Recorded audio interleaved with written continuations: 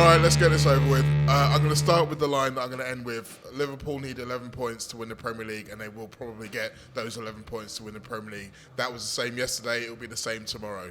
However, in between, Liverpool put in quite easily their sloppiest performance of the season to lose away at Fulham 3-2. I'll start with you, Stu.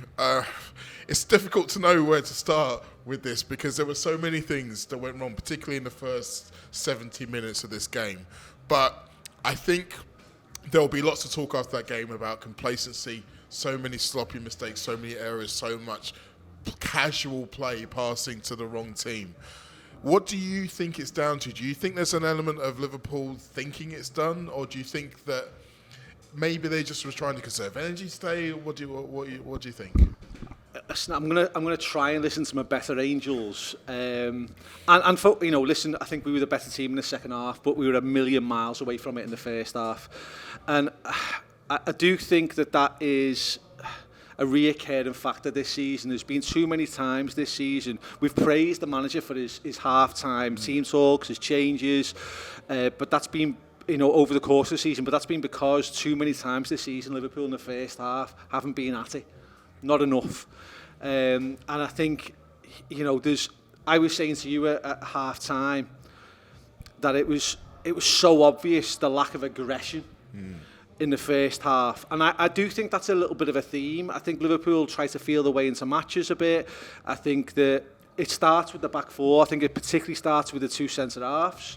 It's very rare you're saying anything critical of Virgil van Dijk or Konate, because they're both brilliant players, but there have been times this season where they're slow into games, to settle into games, and I think we've seen an occasion there today where a poor first half performance, a passive first half performance from the defenders in particular has come home to roost, because in most of those games over the course of the season we might have been still drawing at half time or slightly ahead or slightly behind, but you're going in at half time 3-1 down, and we've had enough chances over the course of the game to at least draw the game, potentially win it, particularly in the second half.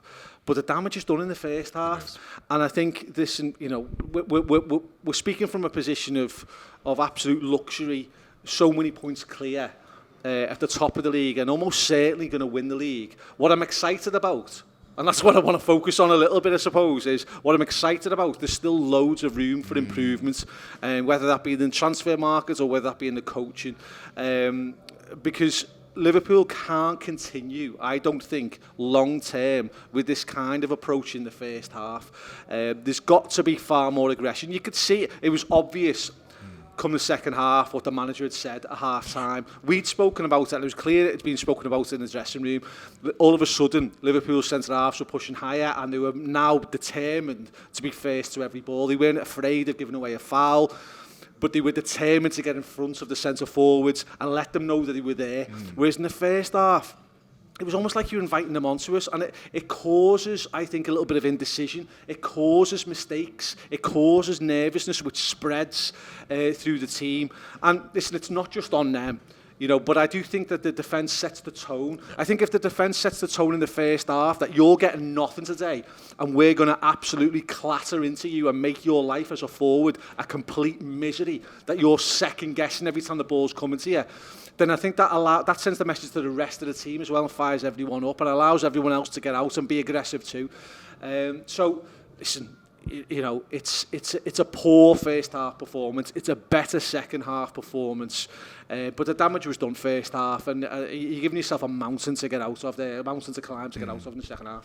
I mean, I'm tempted to wrap it there. That was a pretty good assessment. But there was a couple of things that Stu said that I want to pick up on, Andy. First of all, the slow starts. We have to remember that this is a side that's evolving how they play football from the more kind of 100 miles an hour style under Jurgen Klopp into a more calm and measured style. And for the most part, it is working. But do you think that maybe there's a chance that this is the one area where it's still a little bit tough for them to go from thinking about okay, we have to be more calm, we have to be more measured, but still finding that intensity to do, as Stu said, and set the tone and to not give the opponents any encouragement. Because it felt like every time Liverpool made a mistake, Fulham got stronger, got more belief, and they got better. YouTube, press the button, become a member of the Anfield Wrap from the heart of the city of Liverpool. The best way to enjoy all your Liverpool-based videos, everything you need, every single day. It is the Anfield Wrap.